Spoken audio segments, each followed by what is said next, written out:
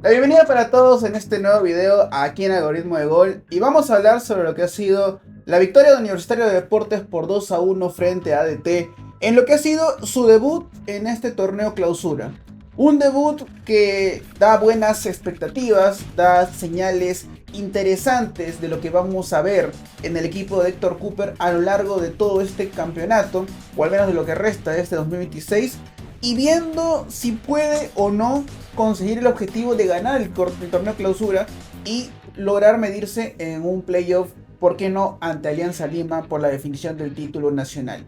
Vamos a hablar de lo que nos ha dejado el encuentro, la disposición táctica y algunas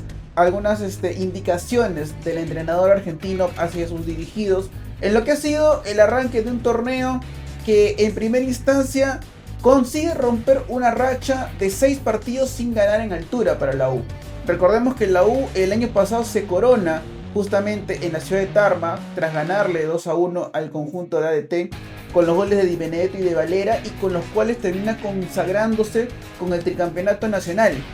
Después de ese cotejo, y claramente con todo lo que sucedió tras la salida de Fossati y la llegada de Rabanal, la U no volvió a ganar en altura, ni con el entrenador español, ni con el Coco Araujo, y obviamente con la llegada de Héctor Cooper, que recién tenía unos cuantos partidos para cerrar el torneo de apertura. Por eso es que para este partido era interesante ver cuál iba a ser la disposición táctica del conjunto crema, tomando en cuenta que iba a ser de mucho interés saber cómo iba a jugar la U al mando del argentino. Porque durante las últimas semanas, o prácticamente el último mes de para que hemos tenido del Mundial, hemos visto a un Universitario que en base a partidos amistosos ha tratado de romper el molde de la línea de 3 para buscar una línea defensiva tradicional con 4 defensores y, al estilo Cooper, jugar con un rombo en la mitad de la cancha, que iremos más o menos detallando de cómo lo ha funcionado, cómo lo ha trabajado el argentino para este partido. Porque la U en este encuentro sabíamos muy bien que enfrentaba una plaza muy difícil a comparación de otras. Porque la U a lo largo de los últimos años nos ha acostumbrado a ser un equipo que pasó de sufrir en altura a ganar partidos importantes.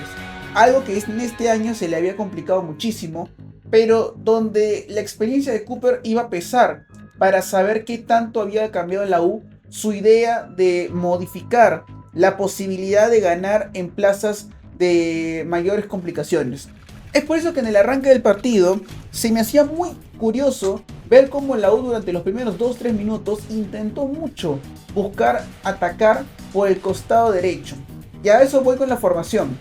La U salía con Diego Romero en la portería, la línea defensiva nueva con Andy Polo, Caín Fara, Matías Di Benedetto y César Inga por el costado izquierdo. En la mitad de la cancha acá viene lo que es el rombo que muchos estábamos tratando de detallar, ¿no? Como eje central, Jorge Murrugarra, como una especie de 10 o de enganche, como le quieran decir, Jairo Concha, y abiertos Héctor Fertoli y Lisandro Alzugaray para dejar en el ataque netamente al Tunche Rivera, que durante varios meses se especuló su posible salida del club luego de lo que fue el incidente frente al Atlético Grau, pero al fin y al cabo termina quedándose el Tunche y acompañando a Valera, el goleador del equipo merengue.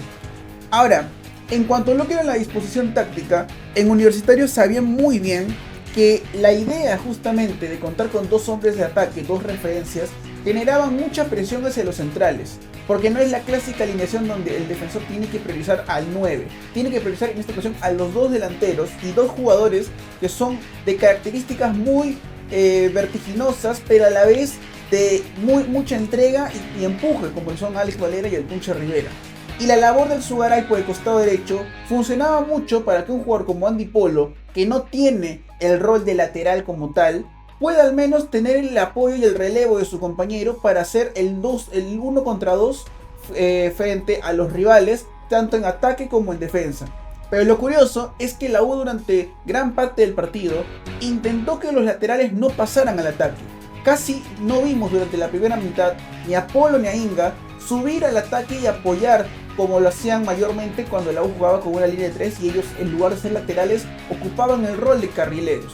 Por lo que el partido en el inicio termina presentando a un Andy Polo mucho más incómodo en cuanto a lo que era su posición natural, al punto de que al inicio se intentó ver si había penal o no del número 24 y capitán crema frente a Joao Rojas, que claramente no había por qué hacerlo. Al fin y al cabo, en cuanto a lo que era el partido, la U no tenía muchas ocasiones de gol cuando arranca el encuentro. De hecho, tiene un remate de Alzugaray que tapa muy bien el arquero Valencia. Y tras eso, el partido estaba parejo en cuanto a lo que era la disposición de la pelota, tanto para el cuadro local como para la U. Pero es tras un lateral a favor de ADT que un bochornoso error de Ángel Ojeda termina dejándole el balón servido y la cancha libre a Alex Valera para que se saque la marca de Benincasa, que decir no hacerle la falta para evitar lo que podría haber sido una expulsión. Se saca al arquero Valencia y define a placer el número 20 de Universitario, que le empieza a salir muy a gusto jugar en Tarma. Recordemos que anotó el gol del campeonato el año pasado, pero un Valera que nos ha acostumbrado ya en toda la época del tricampeonato de Universitario en ser un futbolista que se acomoda muy bien en ciudades de altura y en anotar muy buenos goles. Tras eso, ADT empieza a adelantar un poco más las líneas, pero también con el susto de que la cancha, al estar en un muy pero muy mal estado, terminaba favoreciendo más a Universitario, porque en cuanto a lo que era la presión de los delanteros, generaba justamente que los centrales de ADT tuvieran que salir con el balón mucho más rápido o con balones directos. Pero por momentos ADT intentaba tratar de salir jugando y formar ocasiones claras de gol en cuanto a lo que era la elaboración de sus jugadores.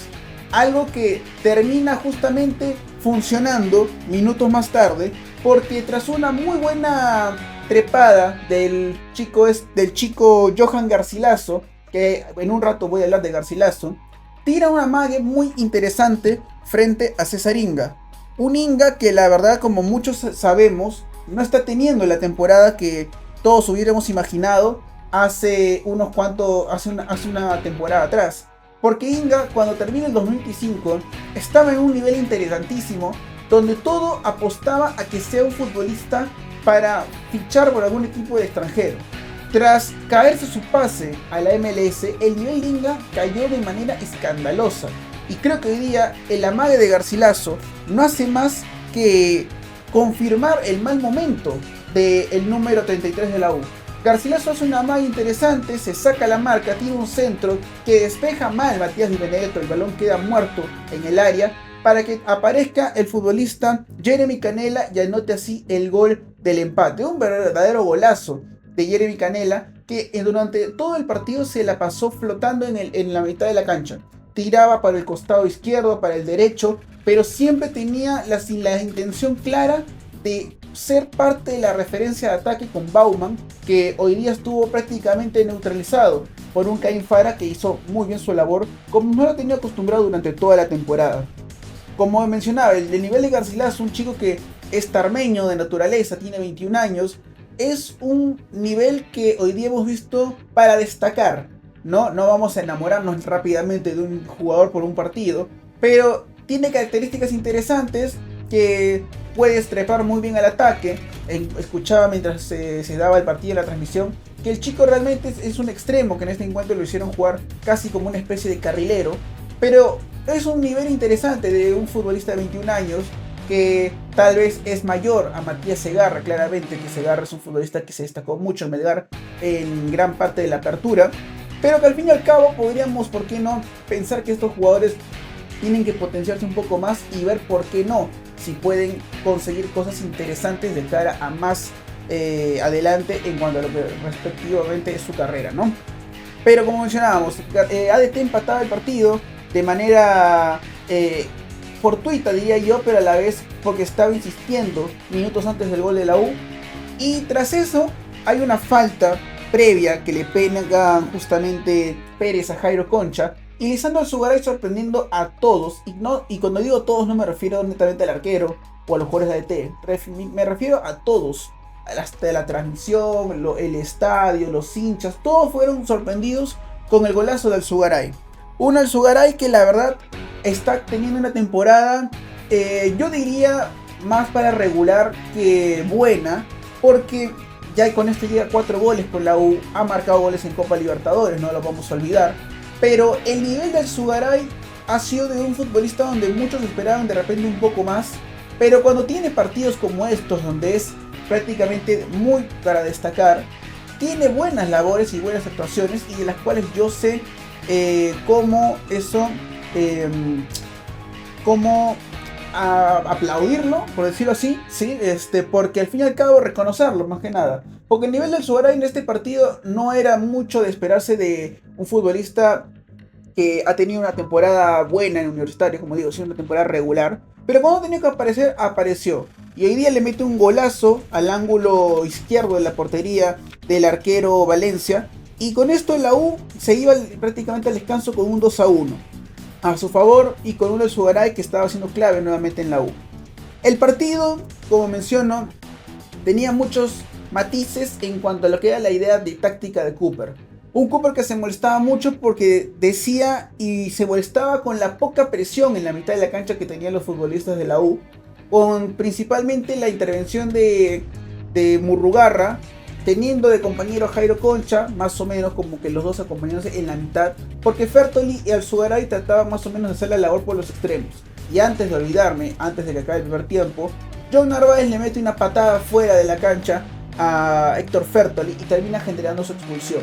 lo cual termina condicionando bastante al cuadro tarmeño para la segunda mitad, porque para la segunda parte ADT prácticamente se quedó ya sin ideas de cómo era el ataque, porque era un equipo con un hombre menos. El partido estaba muy pero muy en su contra por lo que estaba haciendo la expulsión de Narváez, irresponsable claro está, y luego un gol anulado a Horacio Benincasa tras una doble tajada de Diego Romero, primero ante un tiro libre de Joao Rojas y luego ante un remate de Canela que vuelve a tapar el arquero de la U, y Benincasa aprovechaba para marcar el empate, pero como mencionaba, el partido estaba en contra de ADT prácticamente, porque Benincasa estaba en fuera de juego clarísimo. Por lo cual el partido se termina yendo al descanso, ahora sí con el 2-1.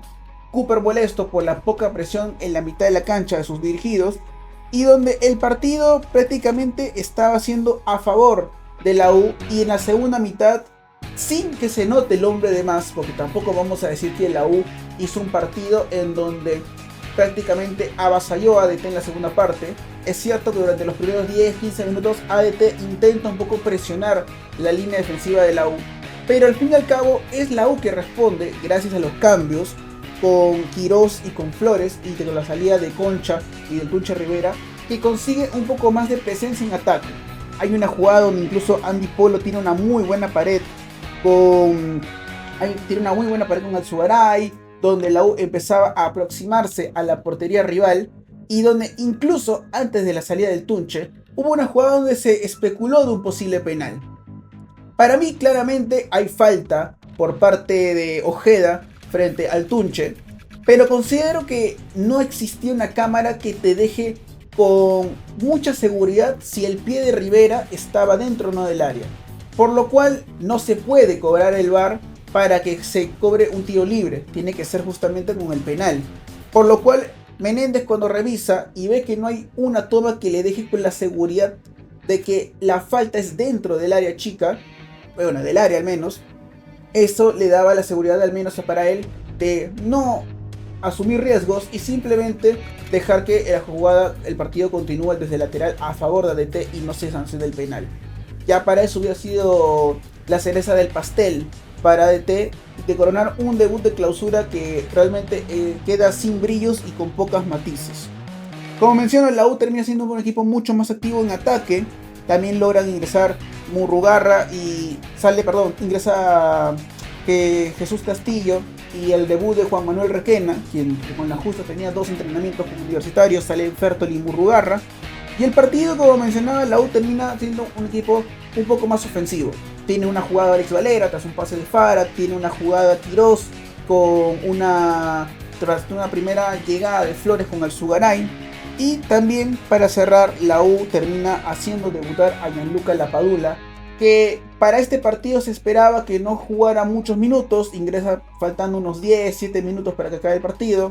Tiene un tiro libre a su favor, donde intenta sorprender en un remate al portero Valencia, pero como menciono, la U termina ganando un partido donde no se complicó. ADT no tuvo aproximaciones ya en la segunda parte, más que nada por lo que termina siendo su condición de tener un hombre menos, y la U que concreta para mí un triunfo interesante y un sistema táctico que veremos cómo lo va puliendo en condiciones un poco más complicadas. Yo creo que la Plaza de Tarma era difícil de enfrentar, tomando en cuenta lo que iba a ser el debut de Cooper y lo que iba a ser el debut de este esquema en una plaza no favorable para un futbolista universitario de deportes, tomando en cuenta lo que es la mayor continuidad de jugar partidos como local en el Monumental y por el mal estado de la cancha, claro está. Pero destaco mucho la labor del Alzugaray, cubriendo muy bien o apoyando en los relevos defensivos a Andy Polo. Y un Polo que, si bien ya no puede tener mucho esa característica que más lo tiene centrado a él, que es el pasar al ataque y hacer sus diagonales como nos tiene acostumbrados, vimos a un Polo que cumplió de manera correcta su rol defensivo mientras se le fue claramente exigido. Y por el otro costado con un Fertoli que va a tratar de asumir un poco más la que es la tenencia de la pelota con un Jairo Concha que buscará, claro está, a sus dos puntas referencias. En estos casos fue Valera y el Tunche Rivera. En defensa creo que la U tiene que corregir un poco más lo que es la presión junto a Murrugarra, porque la U es un equipo que ha dejado mucho que los rivales se le acerquen a la portería, algo que no pasaba en temporadas anteriores. Y eso es algo que se tiene que trabajar y corregir a día de hoy, porque si no Universitario va a encontrar en algún momento a un rival un poco más exigente y se le puede complicar las cosas. Pero de no darse esas cosas por el momento, considero que la U ha hecho un buen debut del torneo clausura y se lleva una victoria importantísima para Lima, y que el próximo partido enfrentará a dos viejos conocidos, a Javier Rabanal y a Miguel Silveira en el Estadio Monumental, en lo que será el partido entre Cusco FC y Universitario, o no, Universitario y Cusco FC por la fecha 2 de clausura. Eso ha sido todo por hoy. No olvides dejar tu like, suscribirte, activar la campanita y conmigo será hasta un próximo video.